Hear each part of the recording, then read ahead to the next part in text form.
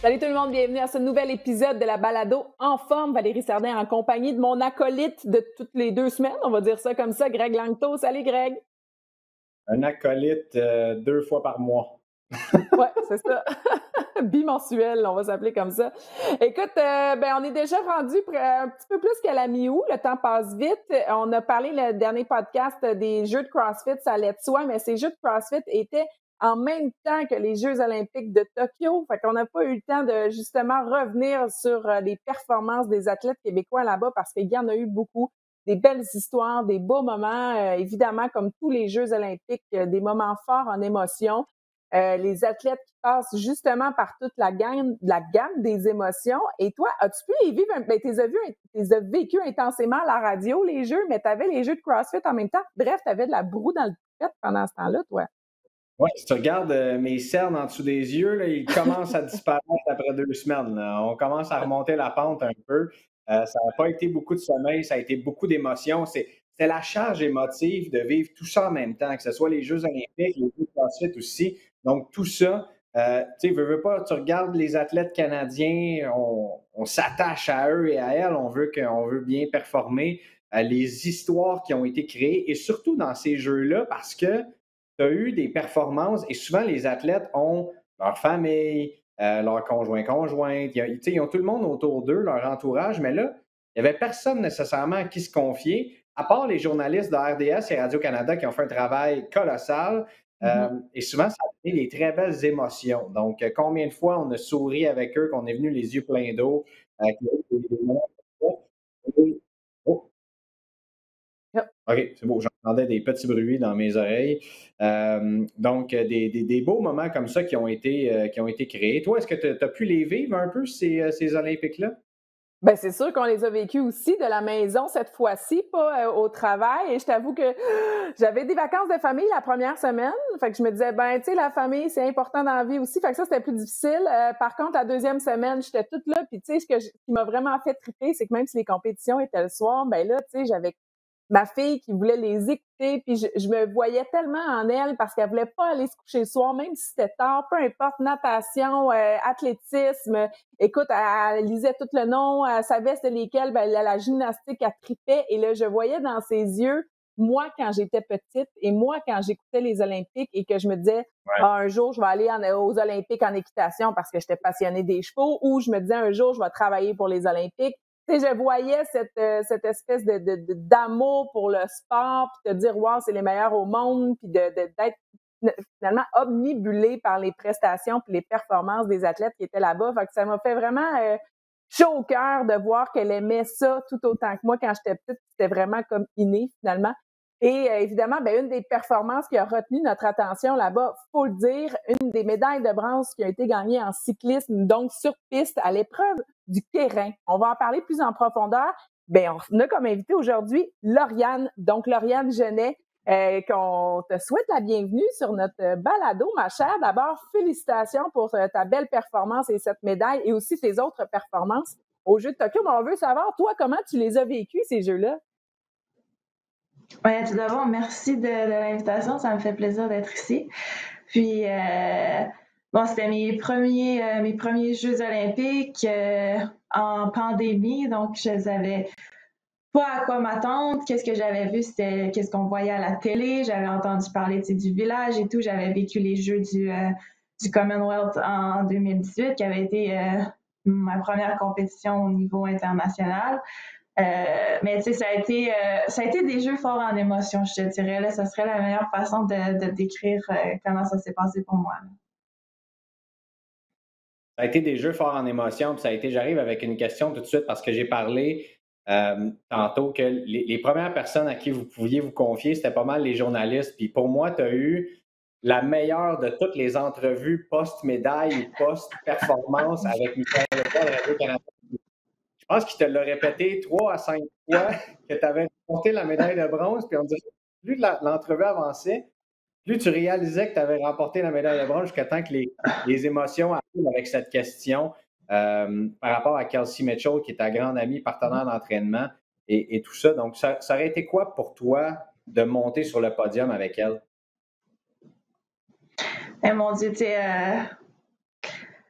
Veux pas, tu sais, on voyait que plus la journée avançait, tu sais, on avait une course la journée d'avant la qualification, puis après ça, 3 courses jusqu'à la finale, tu sais. Puis on voyait bien que bon, on franchissait les étapes ensemble, puis qu'on allait probablement se rendre à la finale ensemble pour la médaille. Puis je pense que de gagner la médaille à la 3e place, ça a vraiment été incroyable, mais je pense que quand on a vu qu'on allait se rendre à la finale ensemble, je pense que pour moi, ça a presque été genre le plus beau moment de la journée, là, parce que je me souviens, il fallait que tu sois top 3, c'était des bacs de 6, puis il fallait que tu sois top 3 pour aller dans la finale 1-6. Puis Cassie, elle avait fait 2e, il n'y avait pas de question. Puis moi, ça a été au photo finish pour voir si j'allais finir 4 ou 3e finalement pour aller à la grande finale ou la petite finale. Puis, fait que là, je me souviens, tu sais, j'attendais, je regardais l'écran, puis là, quand j'ai vu que mon nom était là, puis que le nom et Cassie était là, tu sais, ça a vraiment été un super beau moment, puis on était vraiment trop contentes les deux. Puis, ouais, après ça, tu sais, on parlait, puis tout, puis on se disait, tu sais, il aurait fallu faire 1 et 3 ou 1 et 2 pour qu'on puisse se donner nos médailles. Tu sais, on voulait comme se donner nos médailles. Fait que là, on disait pas 2 puis 3, sinon on va être trop loin puis on pourra pas le faire. Mais ouais, c'est sûr que ça aurait été incroyable. Là. Mais après ça, de l'avoir elle sur la première marche du podium, j'étais tellement émue. Là, donc c'est dur à y croire finalement. Mais écoute, je racontais que justement ma fille écoutait avec des étoiles dans les yeux, vous écoutez, toi et tous les autres donc participants à ces Jeux olympiques. Mais toi, quand tu étais petite, est-ce que c'était premièrement ton rêve d'aller aux Jeux olympiques? Tu sais, comment tu as eu cette piqûre-là et tu as vraiment troqué tes patins parce que tu faisais du patinage artistique au vélo? Quand est-ce que le rêve olympique est arrivé dans ta tête finalement? Honnêtement, je ne sais pas si j'ai un moment précis, mais tu sais, j'ai toujours été super active, là. J'ai toujours fait du sport, j'ai toujours aimé ça. Mes parents m'ont mis sur des skis alpins, je pense que j'avais 2 ans. Après ça, j'ai switché au patin, mais tu sais, j'aimais toujours être active, j'aimais toujours le sport. Et je pense que tu sais, ce rêve olympique-là, il est vraiment venu jeune, là, parce que je suis aussi très compétitive, puis je voulais toujours être la meilleure, toujours être dans l'élite de qu'est-ce que je faisais. Donc, ouais, c'est vraiment venu très jeune. Puis, je crois qu'au jeu de 2010, là, ça s'est peut-être plus concrétisé. Là, je devais avoir 12 ans environ. Puis là, j'ai vu, tu sais, moi, je faisais du patinage artistique dans ce temps-là. Puis, j'ai vu Joanie Rochelle, puis là, c'est son histoire, puis tout. Donc, c'est vraiment devenu comme mon idole. Puis, j'avais vraiment ce but-là. Puis, son histoire m'avait vraiment inspirée aussi. J'étais comme, si quelqu'un peut le faire dans ces conditions-là, puis dans une histoire pareille, j'y croyais. Là, ça a comme été le moment où j'ai commencé vraiment plus à y croire, puis que c'est devenu plus un but réaliste. Là. Avant, c'était plus comme un rêve d'enfant, finalement. Là, ouais. Et bien, un rêve d'enfant, mais tu as troqué, comme Val l'a dit tantôt, tes patins pour un vélo à l'âge de 16 ans. Tu as commencé sur la route pour t'en aller vers la piste par la suite. Donc, une piste, c'est pas quelque chose qui est disponible partout. Là. D'ailleurs, ici, on n'en a plus. La seule qu'on avait au Québec, on peut maintenant aller voir un lynx que j'ai toujours pas vu dans ma vie. On peut aller voir aussi des pingouins, des arbres exotiques. Malheureusement, il va en avoir un dès l'an prochain à Bromont. Mais comment c'est venu pour toi, le cyclisme sur piste? Dans ta carrière? Je faisais donc ouais, comme tu l'as dit, je faisais du vélo de route. C'est juste, il y a un été, j'étais juste un peu tannée de patiner. J'avais plus vraiment la passion. Je savais plus trop quoi faire. Puis mon père, il fait du vélo de route quand même assez intensément l'été. Là. Donc, je me suis acheté comme un vélo, je pense que c'était le plus cheap qu'il y avait au magasin de vélo. Là, j'avais acheté avec mon argent. Puis, j'étais partie avec mon père. Puis, avant d'habiter à Lévis, j'habitais dans Bellechasse. Puis, c'est de la côte, ça l'arrête pas, tu sais. Puis, j'aimais pas nécessairement ça parce que ça me rejoignait pas trop, mais je pense que j'étais juste contente d'être dehors et d'être avec mon père.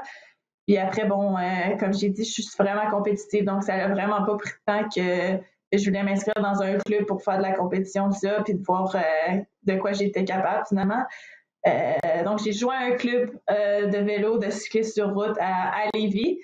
Puis ensuite, fait des compétitions cette année-là. Puis ensuite, à la fin de l'été, l'entraîneur du club, j'étais allée à la piste à Bromont avec lui. Il voulait que je l'essaie. Il avait vu dans la dernière saison que je pouvais peut-être avoir des aptitudes sur la piste.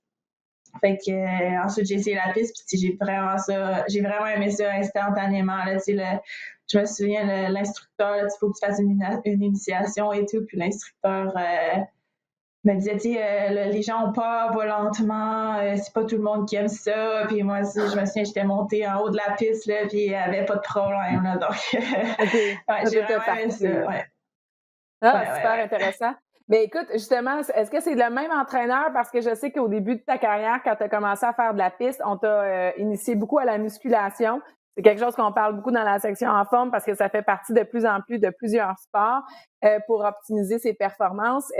Comment tu t'as abordé ça? Est-ce que pour toi, c'était comme un nouveau défi? Je sais que ton entraîneur accepte beaucoup là-dessus. Est-ce que ça a changé de tout au tout tes performances en ce qui te concerne?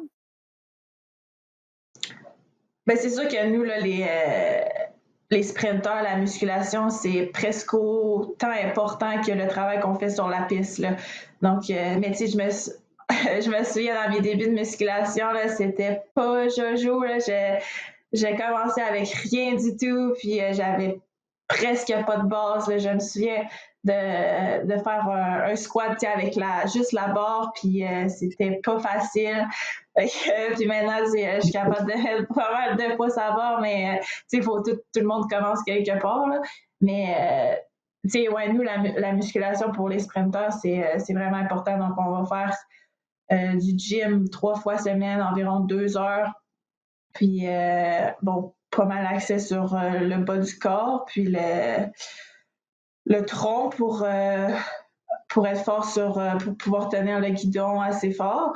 Mais c'est sûr que je sais qu'il y a des pays, je crois, qui mettent pas autant d'accès sur la musculation, mais pour nous, le Canada, c'est vraiment de la façon dont on s'entraîne. Puis je pense que ça donne des résultats qui sont assez bons. Là, donc, ouais, on passe beaucoup d'heures dans le gym, c'est sûr.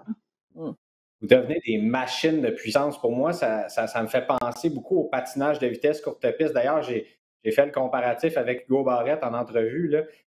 C'est un peu comme comparer des coureurs de marathon à des sprinteurs. C'est un peu ce que vous faites sur votre vélo. Mm-hmm. Donc oui, vous faites du vélo de route, mais l'entraînement, comme Val l'a souligné si bien que vous faites, c'est vraiment pour développer de la puissance sur une courte distance là, et non sur des heures et des heures. Pour vous autres, considérez-vous comme étant, je ne sais pas moi, les super machines de vélo? Comprends-tu un petit peu ce que je veux dire avec ça, de savoir que vous êtes capable de développer des watts incroyables avec justement avec cette puissance-là que vous allez développer au squat, au soulevé de terre et autres? Je ne sais pas si on est des super machines de vélo parce que, tu sais, moi, j'ai tellement de respect pour les cyclistes sur route, par exemple, qui partent pour 200 km dans les montagnes. Mm-hmm. Moi, je ne ferais jamais ça. Donc, j'ai tellement de respect pour eux. Puis pour moi, c'est eux les machines. Mais c'est comme, on est toutes les deux sur des vélos, mais c'est complètement pas le même sport, là, c'est sûr. C'est vraiment différent. Puis, c'est ça, comme tu dis, nous, c'est vraiment axé sur la force, la puissance, le système nerveux, les accélérations. C'est un entraînement complètement différent. Là. Même juste si tu prends exemple les équipes de poursuite qui sont sur la piste, donc c'est juste 4 km. Donc, ils font pas des 200 km comme les coureurs sur route. Mais juste là, l'entraînement diffère vraiment, puis ça se ressemble pas du tout. Donc, j'ose même pas imaginer les cyclistes sur route là, du Tour de France, par exemple. Et toi, la discipline dans laquelle tu as gagné la médaille de bronze, c'est le kérin. C'était la toute première médaille canadienne dans cette discipline-là, d'ailleurs. Et toi, c'est vraiment ton dada, c'est ça que tu aimes le plus. Mais qu'est-ce que tu aimes le plus, finalement? Pourquoi est-ce que c'est ta préférée? C'est une bonne question. Je pense que j'ai juste des meilleures sensations dans ces courses-là. C'est une course quand même assez intéressante. Puis là, en plus de la faire au Japon où elle était inventée, ou que c'est une course extrêmement populaire, j'étais vraiment excitée à l'idée de courir le Kirin au Japon, où ça a été inventé. Mais tu fais 3 tours derrière la moto, puis là, la moto t'amène à 50 km/h. Donc déjà, tu pars la course à 50 km/h. Moi, j'aime la vitesse, j'aime aller vite, j'aime être rapide. Donc déjà là, j'aime ça. T'sais. Le concept, déjà, j'aime le concept. Puis après ça, ben il y a 6 personnes sur la course qui se battent pour la même position que toi. Il y a plus d'action que le sprint 1 par 1. Il y a juste 2 personnes sur la piste, 6 personnes, il y a plus d'action. On dirait, pas mal tout peut arriver. C'est tactique, c'est stratégique. Puis, ouais, je sais pas, j'aime comment que les choses se déroulent.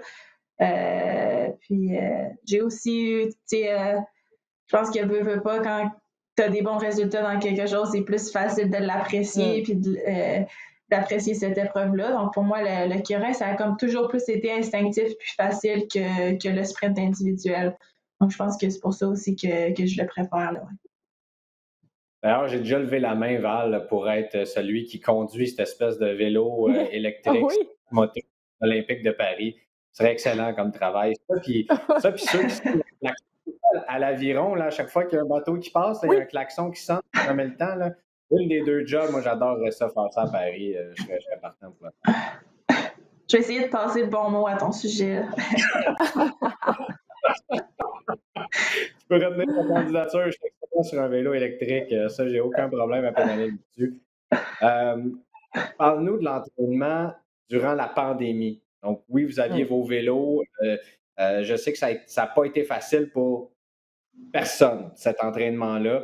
Vous aviez la chance, toi et Kelsey, vous entraîner ensemble parce que vous êtes également des colocataires. Mais on a vu des histoires. Bon, Maud Charon qui s'entraînait dans le garage de chez ses parents, Damien Warner dans un aréna, pas de chauffage, je vais dire avec pas de chauffage, on va dire ça comme ça. Vous autres, ça a été quoi exactement votre expérience là, d'entraînement durant la pandémie? Nous, donc moi, on revenait des championnats du monde, on venait de se qualifier pour les Jeux olympiques, tout juste qualifié en fait. Puis je suis allée à la maison pendant une semaine pour du repos, puis on revenait. Je revenais à Hamilton pour commencer l'entraînement comme le dimanche, puis le lundi, tout a fermé. Le vélodrome a fermé, tout compris le vélodrome. Puis là, on s'est comme fait, oh fuck, tu sais. Puis là, je pouvais plus revenir à la maison parce que tout était fermé aussi à Québec. Tu pouvais pas passer les frontières. Donc, ça a été de l'entraînement. Tu sais, on avait nos rouleaux avec nos vélos dans le salon à côté du divan devant la télé. Puis on a seté un gym dans le garage. Puis là, en mars, il faisait, il faisait un peu frisquet là, dans le gym encore. Donc, coton ouaté, gros jogging. Puis après ça a été jusqu'au 1er juin. Le 1er juin, le vélodrome a réouvert. Mais de mars à juin, ça a été ça, les rouleaux, puis gym dans le garage. Mais là, il a commencé à faire plus beau, fait qu'on a amené les rouleaux dehors, puis on a mis le gym sur le trottoir. Donc, on faisait nos lifts sur le trottoir. Puis là, ça allait attirer bien l'attention des voisins. Puis, on avait des petites visites des fois, le monde nous encourageait, donc ça, c'était le fun. Et je pense que, tu sais, les mois où on pouvait pas aller dehors, ça a vraiment été ça qui était plus difficile, là, ouais. Mm-hmm. Mais écoute, là, tu es en période de repos, évidemment, parce qu'à un moment donné, il faut que le corps se repose. C'est aussi important, finalement, que l'entraînement, ça fait partie du cycle. Mais qu'est-ce qui t'attend dans les prochains mois? Parce que la saison va recommencer. Il y a des championnats du monde aussi qui s'en viennent. Alors, comment ça se passera au niveau de ton entraînement puis au niveau de ta saison? Oui, en fait, la seule chose que je suis certaine, c'est des championnats du monde. À la mi-octobre. Donc là, je suis à la maison encore pour une semaine et demie environ. puis de retour à Milton pour l'entraînement ensuite pour se préparer pour ces championnats du monde-là. Ça va être quand même une préparation assez écourtée. Je suis pas habituée à ça. Surtout que j'ai pas été dans le gym, ça va faire presque 2 mois, que là, j'aurais pas touché à mon vélo pendant presque 3 semaines. Donc, le retour va être assez difficile, je pense. Là. Donc, on n'aura pas beaucoup de temps pour se préparer pour ces championnats du monde-là, mais c'est important qu'on les fasse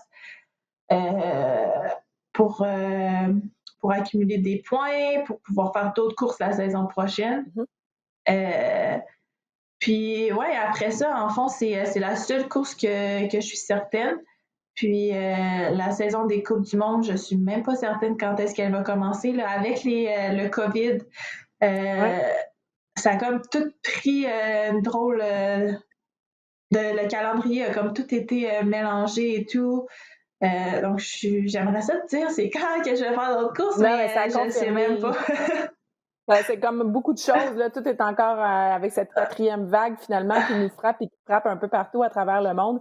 Il y a beaucoup de choses, donc, qui vont être encore une fois à confirmer, là, parce que même au Japon, il y a des choses que là, on vient de finir, on va terminer finalement les Jeux olympiques, mais il y a encore des conditions sanitaires là-bas, des fermetures et tout ça. Donc, c'est sûr que ça dépend. On est rendu où dans le monde, à quelle période de l'année. Il y a beaucoup encore d'incertitudes à travers tout ça. Mais est-ce que dans ta tête, à toi, tu vas participer aux prochains Jeux olympiques? Est-ce que ça fait partie de tes objectifs? Oui, c'est sûr que je vais faire les Jeux de Paris. Là. J'ai toujours dit, aussi longtemps que je vais aimer ça, que je vais avoir la passion, je vais continuer. Puis je pense que là, je suis presque au pic de ce sentiment-là. Là, donc, c'est sûr que les Jeux de Paris, c'est dans ma mise. Mais il y a vraiment... Il n'y a pas rien d'acquis. Là. On est présentement 4 filles sur l'équipe nationale, qu'on est vraiment toutes excellentes. Donc, en 3 ans, il peut s'en passer beaucoup des choses, mais c'est sûr que je vais travailler fort pour avoir ma place pour les Jeux de Paris. Là. Penses-tu que on est bon au Québec là-dedans, surtout. Là, je parlais du patinage vitesse courte piste qui a eu Marc Gagnon qui a inspiré des Charles Hamelin, qui a inspiré des Sam Girard. En plongeon féminin, par exemple, il y a eu Annie Pelletier qui a inspiré des Émilie Emmans, des Roselyne Filion, jusqu'à Megan Benfetto. Et là, on arrive à la prochaine génération aussi. Penses-tu que les performances de Lauriane Genet et de Kelsey Mitchell vont partir une vague de cyclistes sur piste, une vague de popularité qui va arriver pour les jeunes? Je peux inclure Hugo là-dedans aussi, Hugo Barrette. En plus de l'arrivée du fameux vélodrome l'an prochain à Bromont, vont partir une inspiration pour les jeunes de joindre à ce sport-là? Ben moi, j'aimerais tellement ça te dire oui. Je sais pas qu'est-ce que l'avenir réserve, mais si on peut inspirer la prochaine génération, moi, ça va être une mission accomplie. Le cyclisme sur piste, c'est vraiment pas un sport connu, mais déjà après les Jeux, je peux te dire que j'ai reçu beaucoup de messages disant que les gens n'avaient jamais regardé ça, mais que là, ils allaient suivre ça. Donc déjà là, c'est vraiment un bon début. Puis c'est inspirant pour le futur. Puis avec le vélodrome qui va être à Bromont, qui va être fini de construire très bientôt, ben ça va être c'est pas loin de Montréal, c'est accessible pour les gens de Québec. Donc puis après ça, j'espère que, comme tu dis, moi, Casey Hugo, l'équipe nationale, quand on se fait voir à la chaîne internationale, ben, ça va inspirer les gens à essayer ça. Puis moi c'est ouais, donc j'aimerais ça que tout le monde l'aime, mais je sais pas si ça va être le cas. Donc, mais je me croise les doigts. Ben, écoute, tu parles... On va ça bientôt, là. Quand ça va ouvrir à Bromont, on va faire un podcast là-bas, on va filmer ça, puis tu nous montreras comment ça fonctionne, ces vélos-là. Je suis certain qu'on va rire un bon coup. Là. Oui, tabarouette, oui, c'est sûr qu'on va rire un bon coup. Mais écoute, justement, petite question pour terminer, tu parles de Bromont là, parce que ça va ouvrir dans la prochaine année. En tout cas, normalement, ça devrait. Est-ce que toi, ton centre, finalement, ton entraînement va se transférer de l'Ontario jusqu'à Bromont? Est-ce que c'est dans les plans, ça? Est-ce qu'on veut le savoir, moi puis Greg, si jamais on va te voir, là? Ah, est-ce qu'on a perdu Lauriane? Moi, je pense qu'on a perdu Lauriane pour Ben écoute, c'est une quelques question instants. qu'on peut poser, mon cher, parce que là, ça peut être dans nos prochains plans de balado. Ben écoute, on l'a perdu pour le moment. De toute façon, c'était notre dernière question. On allait compléter avec ça. Donc, mystère et boule de gomme, mais peut-être que vous nous verrez du côté de Bromont, Greg et moi, un jour, où on partagera le Non, tout sur nos plateformes sociales. Et peut-être, là. finalement, oui, mais toi, t'es en vélo sur route, c'est pas pire, ça en fait. Mais sur route, c'est complètement différent. Tu sais, quand tu regardes ça, moi, c'est pour ça que j'ai toujours voulu essayer le cyclisme sur piste parce que c'est quelque chose de puissant. C'est un effort qui est court, intense. Ouais, Ça ouais. a toujours été dans le sport ce que j'ai fait. Tu sais. Donc, en tant qu'ancien joueur de football et aussi d'athlète, entre guillemets, de CrossFit, j'ai tout le temps performé là-dedans, plus que des longues, comme Lauriane le disait, là, des longues rides dans les montagnes de 2 heures. Là. Ça, pour moi, c'est sûr qu'on me perd, puis je suis ben trop lourd pour être sur un vélo pour tout ce temps-là aussi. Là, on va se dire les vraies affaires. Donc, mais je sais qu'Hugo Barrette va aller s'entraîner à Bromont. OK, ben en tout cas, super intéressant. Mais tant qu'à parler d'un Hugo puis d'un cycliste, si jamais vous n'avez pas entendu notre balado-diffusion avec Hugo Hull l'année dernière lorsqu'il avait participé au Tour de France, c'était fascinant la quantité, la surcharge de travail et d'entraînement qu'il y avait dans tout ça. Bref, ça sera à aller écouter si jamais ce n'est pas fait et vous êtes passionné de cyclisme parce que vous allez apprendre un paquet d'affaires. C'était vraiment aussi intéressant. Et c'était tout aussi intéressant aujourd'hui d'apprendre finalement sur Lauriane Genet qu'on connaissait un peu moins. Et aujourd'hui, ben c'est ça, on va la suivre, suivre les performances, suivre le cyclisme sur piste qui est un peu moins connu. Et comme on dit en bon québécois, elle l'a mis sur la map. Donc, on est très fiers d'elle. Donc, on va évidemment la suivre au courant des prochains mois. Merci beaucoup, Lauriane, d'avoir été des nôtres. Merci, Greg, et merci de nous avoir écoutés. On va se retrouver dans 2 semaines pour un nouvel épisode du podcast En Forme. Salut tout le monde! Salut!